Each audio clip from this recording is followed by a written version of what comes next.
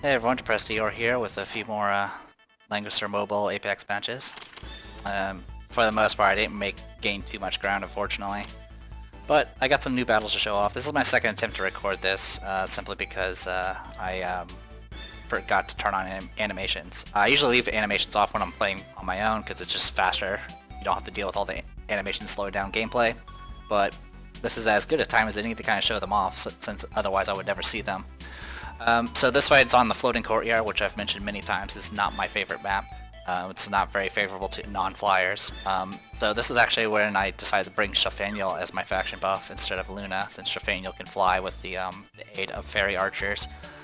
The only things I was concerned about in this build was pretty much all of the potential sword infantry that were here. So there was Lanford here. Let's see, Lanford, L1 here. Potentially Matthew as well, though Matthew tends to not perform as well. Overall, there was a lot of dangerous things. I was kind of concerned about the Omega Archer, because Omega can be a huge pain, because of he has a pretty long range shots, even longer range than my Lunas. Also, their Luna was Archer. I didn't know that. Neat. Obviously, I was a little concerned about their Yulia as well, just from previous experiences. They banned my Zerda as usual.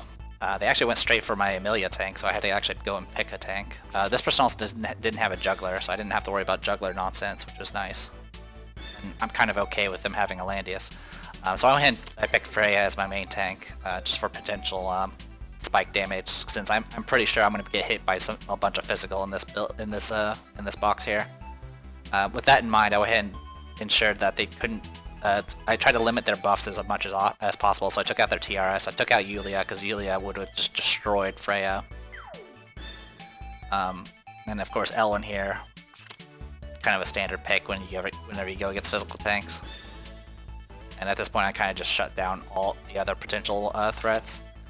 The only thing I was concerned about was the Luna, because I figured that I always assumed that my opponent's Luna was a flyer, but this one was actually an archer, which is not as bad. In fact, I would have been okay with just leaving that around, but then again, it would have also provided magic defense to everyone. So it is what it is. So my opponent let me have Rachel as a last pick. I guess they assumed that I couldn't buff her or something, but she can buff herself, so it is what it is. My opponent did go with a fairy summon. So summons were changed in Season 2, I think, or maybe it was partway through Season 1, I don't remember. Originally, like I mentioned before, that usually in combat it's supposed to be one side then the other, and in PvP it's one person at a time, alternating. Summons kind of broke that mechanic, so what they did to kind of remedy that is whenever you move with either a summon or someone that owns a summon, the other unit has to move immediately after. So, like for example, if this fairy archer or the sky archer makes a move, Liana would have to make a follow-up move because she's the controller. Or if Liana makes a move, the sky archer has to go next. And so that ensures that it doesn't force the opponent to waste turns against essentially useless summons. Sky archer isn't bad. It does have cleansing, the spells type stuff. I wasn't really entirely certain why this Liana went with Sky Archers. She is awakened, so she has 6 skill points, which is why she has Act Again, Prayer, and Sky Archer. Usually you can only fit heal at this point. I'm assuming it's just to counteract the debuffs from like Black Hole and maybe, I guess. Oh, I think it was probably to counteract Rachel's 3 cost, which I'm not even bringing. By default, I assume they have I assume by default my opponent will bring something to counter Rachel's 3 cost. Which there it is. There's the Sky Archer, Liana herself, and Close's Aurora Ring. So a lot of times I just bring this build here, which ends up making me a lot more flexible. Alright, sorry for all the rambling. So, biggest issue I was concerned about was the Elwyn. What's neat about the Matthew though is the Matthew does have his Awaken skill, which is actually a summon. It's actually a pretty decent one too. Which is actually a sword unit, so he's essentially an archer that can summon a sword unit of himself, which could be a little dangerous. mainly because he can do an AoE that does some decent physical damage and debuff and prevent heals. So I was kind of positioning based off that. Also, before I forget, turn on animations. Thank you. Alright, so kind of showing off here, I'm mainly keeping an eye out for this L1. I'm not too concerned about the Matthew. He doesn't actually have any attack skills. He's kind of just a mobile buff with a summon. And then the Air Slash by itself is not enough to get through Freya's guard. I was more concerned about ensuring Freya stays out of the range of the sword dance, and that was about it. The only magic damage they have is their healers, and Close is kind of a little bit set up for offense with Discipline, but really the big threat here is Ellen. Ellen with Sword Soul will just destroy a physical tank pretty effectively, even when he's just a spear type. So that's all I've been kind of keeping my eye on, and I'm just getting myself in a position where I can eventually just spam AoEs and overwhelm his healing. I was really confused on why the Landius moved up here. He kind of set up a guard, which is fine, but my Lana can attack from free range with spells. Doesn't include troops, unfortunately, so it wasn't a kill outright, but it was enough to soften her up. And then Aurora Ring, I forced that to get cast immediately, so that's good. And then I was like, alright, well, you position yourself in a way so I can get Arcane Blast off, so I went ahead and just started wearing them down with that. Of course, the other AoE heal. So pretty much they blew their load as far as heals are concerned. The Fairy, the Sky Archer is not going to do anything. We have Sanction. I'm already nearly killed the summon. So what's that? The summon here actually reduces Matthew's max HP by 30%, which is the disadvantage of it. But it does have the equivalent stats to Matthew, which is kind of the benefit. So it's a summon that actually can do things. They actually do damage. But what's happening is I'm spamming AoEs, and since he has reduced HP, it's just destroying him. So I have teleport on Iris. I usually use that to position like a quick hit to, you know, take advantage of bad positioning and things like that. But I actually just use it on the tank here. Had him teleport in position just so I can get the additional damage reduction and stuff. Also, I wanted to get as many buffs as possible because Sword Soul will remove 5 of them, and that could be very, very nasty. So Summon's about to die, so he's going to move up. His action does heal him by half because of the Aurora Ring, but at this point I was like, alright, well, time to... You're all clumped together, I'm just going to hit you with everything I have. So the Black Hole actually applied Silence, and that was... Or it was either that or it was the hat that she's wearing. And Ellen just doing a base attack alone is not enough to take on Freya. I was like, alright, well, you did get healed up to full thanks to all the after effects. But I was like, alright, well, I'm going to follow up with Demolish, which kills Matthew and his summon. It also kills Landius, but he has his self-res procced. Gonna do act again. I was like, alright. So he's trying to beat down my my tank. So I was like, alright, well, I'm gonna counter with my Dark Reaper, soften him up a bunch. This will also heal up Freya a little bit. And then here's the Sword Soul. But I procced Heavy Shield, so I reduced the damage by 30%, and as you can see, I kind of just annihilated him. Just barely did anything to her. So yeah, I had he pretty much removed all the buffs except for the ones that mattered.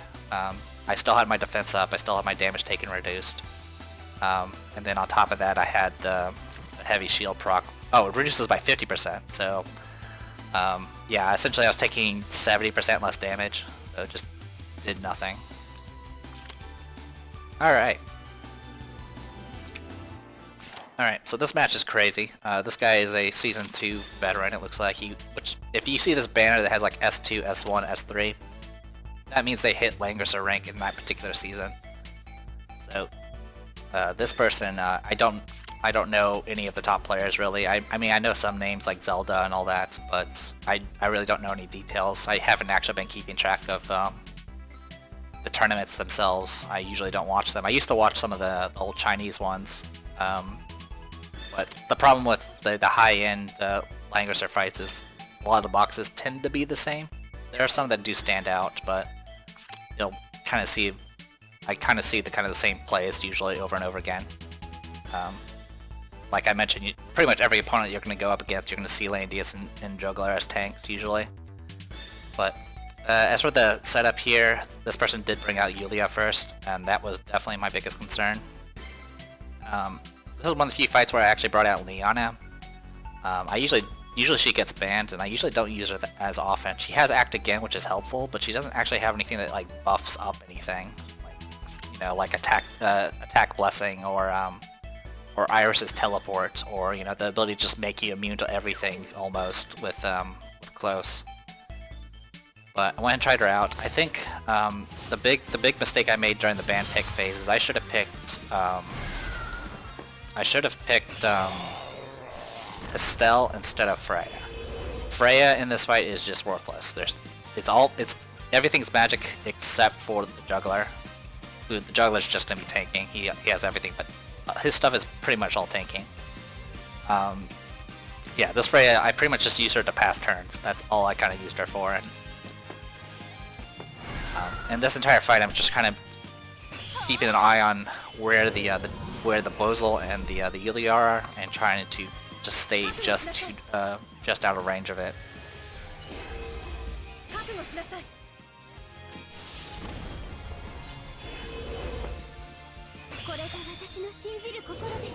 So it's really, like I mentioned in previous videos, it's all about finding that point to engage. And unfortunately, this player is just really good with his positioning, and I couldn't really find any good openings. So I'm just like passing turns, trying to get myself in a position that would be beneficial to me. He's applying all of his buffs. I'm kind of just moving around. The Yulia has a breeze proc, which just wore off, so I was like, alright, I can move in a little bit now.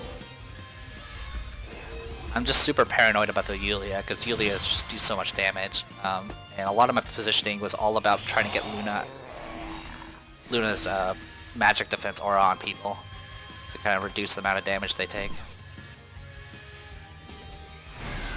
And my cleric kind of just sat in the tower, and I didn't really get a good opportunity to use her.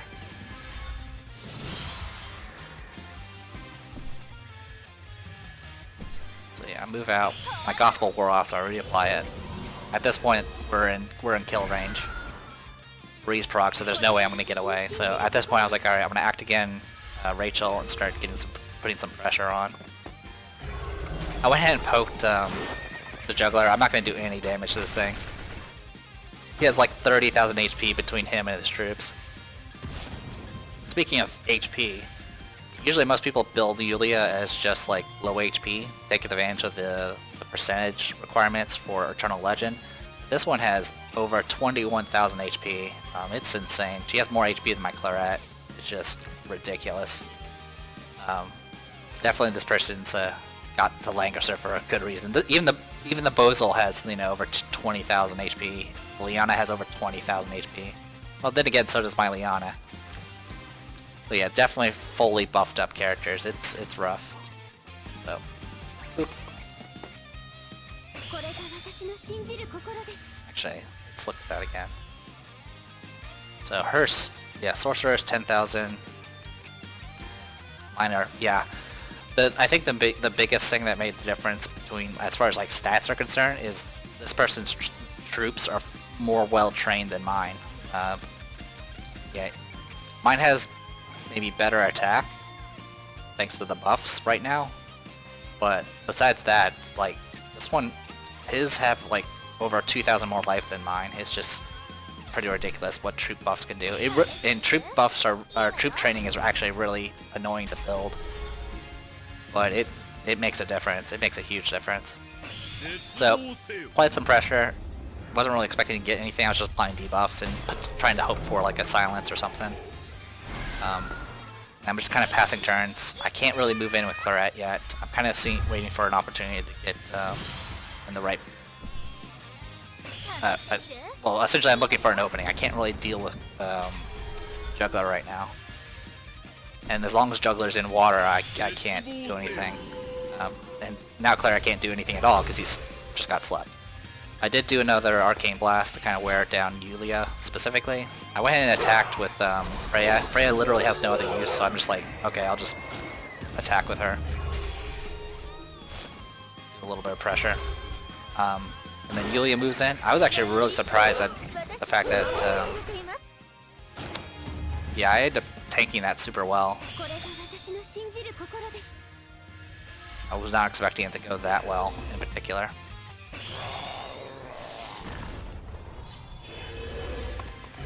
So I saw my opening for attacking Liana. Shrine Maidens were, you know, not at full health, so they wouldn't reduce damage. But unfortunately, I was just short on killing her. If I had my faction buff up, it would have been enough. But of course, I lost all my buffs because of the Holy Justice here.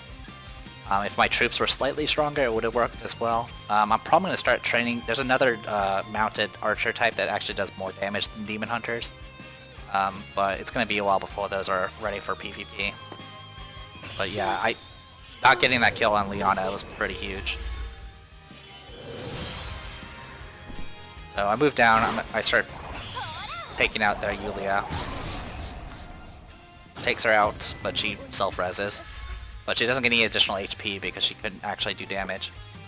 So this, the Juggler, Juggler has two different guard abilities. One is for magic and one is for physical. Triton deals with physical and Great Dragon Barrier deals with magic. He does also have one other passive, but it's only one range, but that works on both. So he moved down and did Triton to reapply his physical guard. It's only for so his magic guard is only one range, and his physical guard is 2 range. I have one magic attacker active right now, which is Liana. So I move in with Liana and just kill their Yulia with some Shrine Maidens. Yeah, my opponent actually took several seconds after I did that. Unfortunately, I wasn't quite in the best situation yet. I reapplied my buff on Claret, intending on using her next, but unfortunately, I kind of squandered this opportunity. I could have probably won. Claret's gonna get hit here, take some decent damage. I have the debuff. I have the magic resistance for Luna. I went ahead and passed the turn in place, and that's what killed her. If I should have moved her out, I should have just moved her away at that point. That would have been the smart decision. So at this point, I pretty much lost. Claret I didn't do anything with. It was really wasted. If she was still alive, I could at least put some more pressure. Because that's what I really needed towards the end here, was just to keep applying damage. And unfortunately, Luna can't deal with Juggler, especially in water. I don't regret taking Luna. I think Luna was fine for this as far as my pick is concerned, because Shafaniel wasn't going to do anything either. Actually, I think Shafaniel would have been okay if I had swapped her for her single target spells, maybe. Which she only has one of, I think. Yeah, it's pretty messy. And at this point, time's running out. You can see the mist is closing in. And the Great Dragon Barrier, of course, is providing, you know, immunity to the fixed damages, which is making Freya completely worthless. If I had taken Estelle instead, I could have at least done some like range pokes with her AoE and, you know, actually be able to attack in melee. But unfortunately, I did not think that through.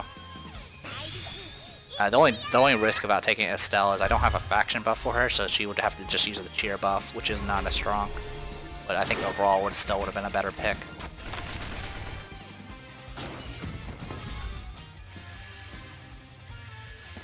So at this point, I'm trying to get into position to, because as the mist closes in, there'll be 6 spaces available in the center. That's all that's left. So I was kind of moving around to take advantage of that. Yeah, with some more Dark Reapers. Not sure why Bozel did that, because Freya's not a threat. So I actually threw away Freya here.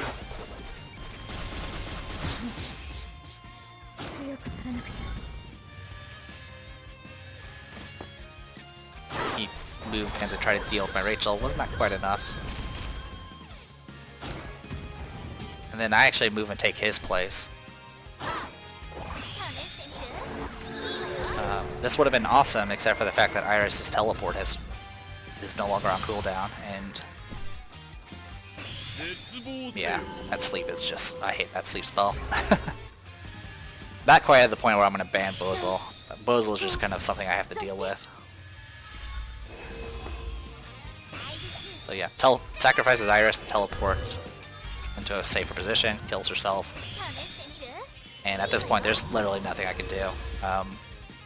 I'd play through the entire match, but the match is on a timer, which is 15 rounds. As of right now, after 15 rounds, the defender wins no matter what, as long as they're still alive.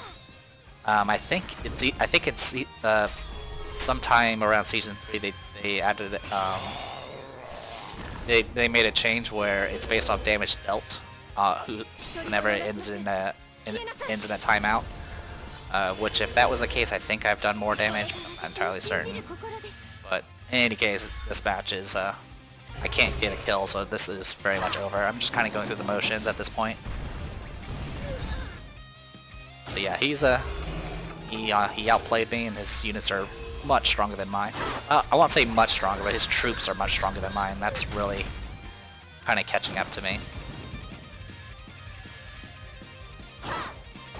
At this point, my Rachel's dead. And now I definitely can't get any kills. But yeah. Oh, sorry, I said 15 rounds. It's 12 rounds. So this was round 11.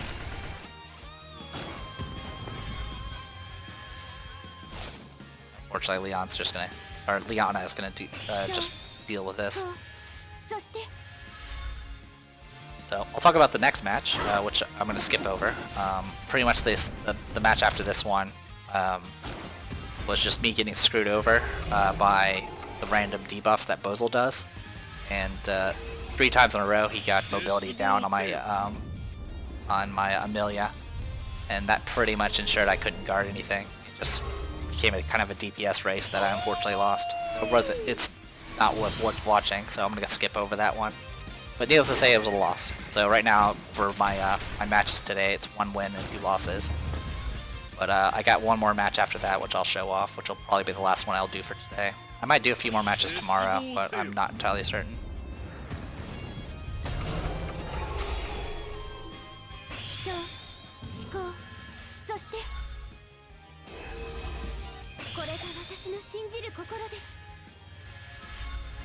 Yeah, I think one thing I did also is I attacked the Leona with my Leona, thinking that it'll be guarded.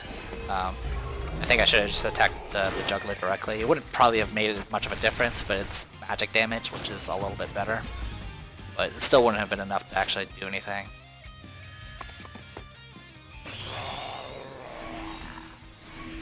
But still, you know, surviving to the end, I'm still pretty happy about that, especially against an opponent like this. This was a pretty amazing match. I'm proud of myself for killing the Yulia with my Leona. That was a pretty interesting play. So, all right, BRB. Right. So this will be my last match. Like I mentioned before, there was a 3rd match, but I skipped over it. So looking at this box is insane. No tanks, none. There's not a single character here that can use guard. You can definitely tell there are a lot of assassins. We got just Joshua here. Is that what the name? I think it's Joshua. Yeah, I think it's Joshua.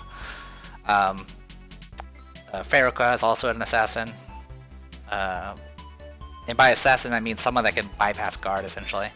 D-Heart can bypass guard. Sherry can bypass guard, potentially, depending on what build you go. Same thing for D-Heart. And then the... I don't think... Yeah, I'm pretty sure... I think Varna cannot, but Varna could provide buffs and stuff. And then the Leon can't bypass guard, but he can disable guard. So this was all... This is definitely an assassin type setup, which I haven't really... I fought a few of them, and usually I die immediately. And this one is almost no different. It was brutal. I banned their Zerda. They bring out their Luna, which I'm assuming is a flyer. I take out their Yulia and Tiaras at this point, I did not want to deal with attack command or anything that Yulia does. And brings out Iris, which means there's going to be teleport shenanigans. I start just taking out any sort of things that can get Princess factioned. I bring out my Claret to hopefully try to suppress the opponent's assassin's movement a little bit. And I just keep, you know, Farrakwa, this is the first time I've seen Farrakwa in an Apex match, so I'm definitely happy that this sort of build is around.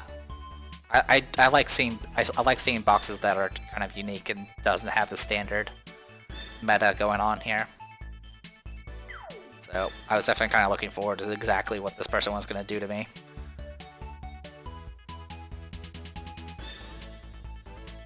So yeah, the setup here, I went ahead, I was like, alright, well, besides the guard bypassing, I was like, Freya can at least tank the physical damage that's going to be coming my way. They ended up going with Leon for the final pick, so they only have one healer and the rest is just raw damage. Faction buffs, Luna had has a potential faction buff. Technically Leon has a potential faction buff, but he never goes with a faction buff, he usually just buffs himself. And then D-Heart could potentially buff Luna and himself. So I was expecting D-Heart to probably have a faction buff or something along those lines for this setup. And I go double healers because I just I wanted the teleport for main things to hopefully try to mitigate their teleport. So yeah, this match, no faction buffs. In fact, the only buffs that are even available is the Chivalry buff, that's self-only, and the Strike, which is self-only. Both Chivalry and Strike allows you to move 3 additional spaces after activating, so I was definitely very cautious about things like that. This D-Heart is actually a Cavalry that's melee, but his units is ranged, and he has a ranged ability that ignores guard, so he's all in on this Calamity combo here. And with the combination of Strike to help speed up the cooldowns, he can just kind of hit and run and try to assassinate that way, which is really kind of neat. The Luna is a Flyer Luna, no faction buff, which was kind of surprising. Has the Raging Thunder, Wind God Realm stuff, which also lets you move another 3 spaces. And of course, the Iris here has all teleport type stuff, so pretty crazy stuff. Their Luna is only 5 stars, it looks like. I'm not sure about the Farrakwa, or Farrakwa, or how I should pronounce it. I don't know if she's 5 stars or 6 stars. I use Farah only for like guild battles essentially, and that's about it. So I don't usually look at her stuff too often. D-Heart I'm pretty sure is 6 stars. Actually, he might be 5 stars. And then I'm not sure about the Leon. I think this might be 5 stars. Hard to tell, honestly. The Iris is definitely 5 stars. Alright, so let's get started. So it moves up with Farah. I stayed in place with Claret, which was a big mistake. So the thing I forgot about Iris's teleport, which I forget about almost every time it happens against me, is not only does it reduce damage taken and increase damage dealt, it also makes it so you ignore terrain. So now his mounted units can go through this water with no issue. So I was still positioning based off the water, thinking that was going to help me kind of fend this off, but there was no fending this off. Guard is not going to do anything against Calamity. Essentially, D-Heart here had kind of free reign to target whoever he wanted. He could go after Iris, Luna, and Claret. Me moving forward, I think, might have prevented him from going after TRS, but that's about it. Yeah, I move up. It's not going to do anything. I was like, I'll try to block this off. It's just going to go around. And then Ballista attack. Ranged units. Archers, Calamity. Yeah, just dead. Takes out my Claret. And then Lion's Roar procs, which stuns my Luna. So I was like, alright, I need to apply Attack Blessing. Use Goddess to remove the stun. This is a high pressure match. I don't even bother with the faction buff. I go straight into Wind God and attack D-Heart outside his attack range because I have an Auror's bow. Doesn't quite kill him, but it definitely softens him up. So I kind of move into guard range and to provide some additional mobility. Their Luna starts getting set up. I had to teleport my TRS just to ensure that I had to ensure that D-Heart didn't accidentally go and kill Freya or something like that. Or not Freya, but DRS. In hindsight, I think it would have actually been safe. Yeah, I didn't really need to do that teleport. But that's okay. But still, moving up to here, I moved here just to apply this immune to stun, speed, decrease, and buff negation effects. This will actually negate the potential for the guard nullification that Thousand Hooves has, so that's the only reason I moved there. So yeah, I'm down to 4 units against their 5, and yeah. For more shenanigans, here comes this. So this attacks from 3 range. This is maneuver. Only she attacks, so it didn't do that much. But it swaps positions with my tank. And then Orph activates, which makes her copy the type of what she attacked. So she's now a spear because she attacked a spear. And then in melee range, she attacked with I think it was snare here. Which, if Luna was a flyer, this would have been a kill, but it wasn't. It almost killed. If it had killed Luna, I think that would have been game. Because I definitely need this Luna to be alive.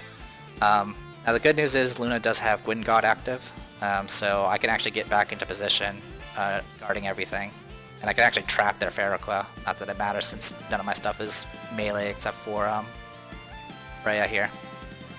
So yeah, move back. I went ahead and attack just so I can do some extra damage. I'm pretty sure this Pharah has a bow that lets her attack in melee at the same strength as in range. It teleports, does a bunch of healing. Again, I moved down just to negate the potential of Thousand Hooves. I'm actually glad that if he had done Thousand Hooves first, it would have disabled the guard. So him moving Iris first actually kind of saved me there. Yeah, Leon's not going to do anything against Freya. Freya's just super tanky against physical, especially against cavalry. Yeah, I went ahead and just start wearing her down. So something to note about our positioning right now, you might have noticed, enemy, enemy, enemy, enemy, trapped. I can't actually move my Luna right now.